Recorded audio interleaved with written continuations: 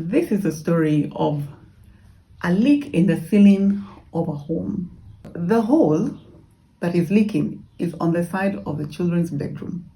For the rest of the house, everything looks okay.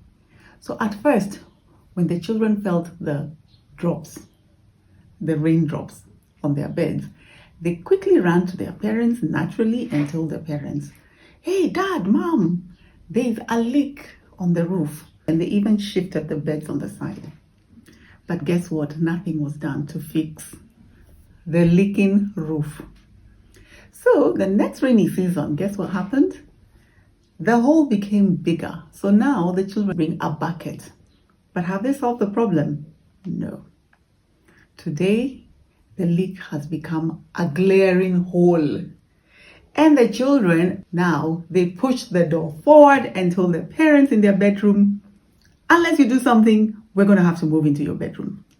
But what has been amazing and upsetting to these children is that every time they knocked on that door to get help from their parents, nothing was done about the leaking roof, but they saw their parents changing their clothes to better, more expensive shoes. They fixed the compound, they painted the sitting room, they did so many other things to the rest of the house, but did not touch their leaking roof. Enough is enough, says the children. And now they are completely fed up. They don't want to hear their stories anymore.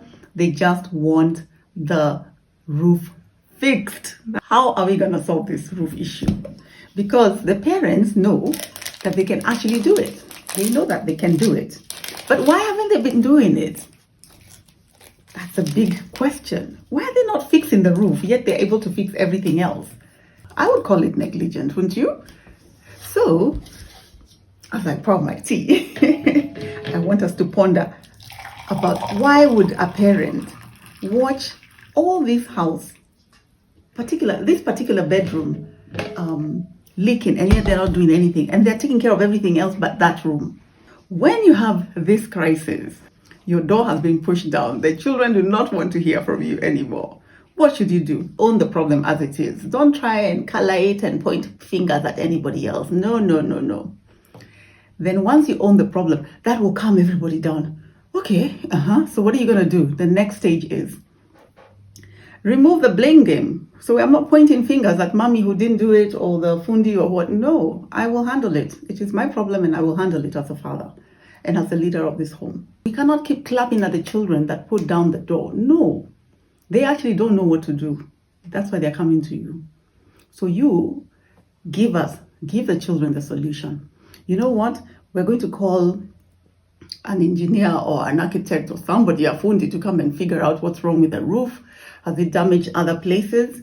The minute you start showing us, oh, you mean you can actually solve this problem? Immediately, the fear subsides.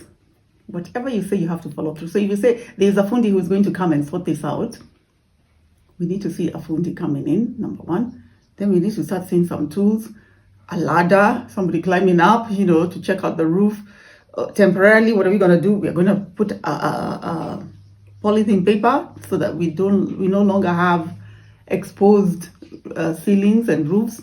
You see, step by step, cooperation can only come if there's a plan that is communicated very clearly.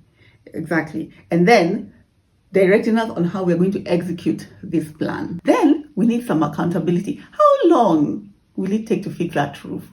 Are we talking about a year, 6 months, 3 weeks? What is the time scale? Because that's also important so we can all calm down. Okay? And once you do all this, the outcome will be trust is returned. Because right now, without an action plan and just stories, nobody trusts what you're doing. The other thing is you'll be respected. Yeah? Because we respect, the reason we came knocking down at your doors in the first place is because you're the parents. Where else are the children supposed to go?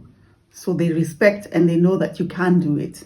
So you return peace. Peace will come back to the house. And then there's security. People are not fearful anymore. Whenever there's a crisis, a parent is very important. A parent is a leader. We as parents, we cannot abdicate our responsibilities to our children. As the children sat in that room and saw that leaking ceiling, the children raised the alarm. They've woken all of us up. They did their part. They cannot continually live in a cold room with all these exposed dangers. So it is time now to do what it takes to give them that assurity. Let us solve that problem of the leaking roof. It's not rocket science. We can do it.